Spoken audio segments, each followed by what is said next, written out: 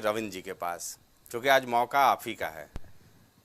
साहब, एक मंच से बोला गया है, प्रधानमंत्री नरेंद्र मोदी ने बोला कि नियत सही नतीजे भी सही होंगे।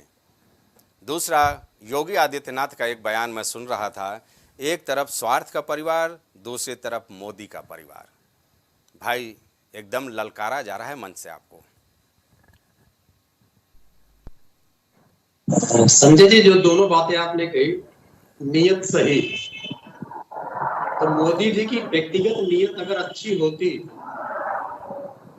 तो वो मेरठ के चुनावी मंच पे भारतीय जनता पार्टी, एनडीए और एनडीए के गठबंधनों का नाम लेते। उन्होंने किसी का नाम नहीं लिया, केवल और केवल मोदी ब्रांड का प्रचार किया बस।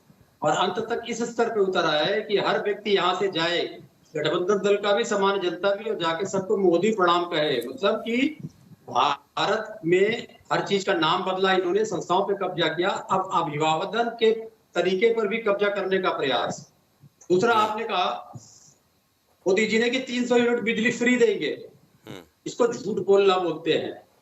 300 यूनिट बिजली तब फ्री होगी जब आदमी के पास जगह होगा, 5 लाख रुपया होगा और वह लगवा सकेगा सौर ऊर्जा तक के पैनल्स।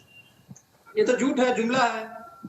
अब मोदी आदित्यनाथ जी कहते हैं कि मोदी जी का परिवार, तो जो व्यक्ति परिवार की बात कर रहा है वो एक नाथ पंथ का साधु है। नाथ पंथ में परिवार की कल्पना नहीं है।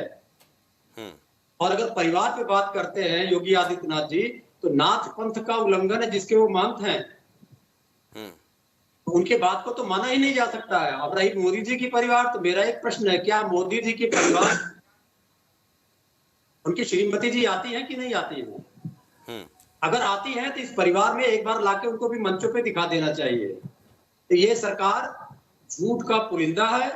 महंगाई, बेरोजगारी, नारी सुरक्षा, आर्थिक असमानता, स्वास्थ्य और शिक्षा जैसे बुनियादी मुद्दों की उपेक्षा, मध्यम स्तर के व्यापारियों को जीएसटी लगा के मार देना, इन सारी असफलताओं से जूझ रही है। हार सन्निकट है।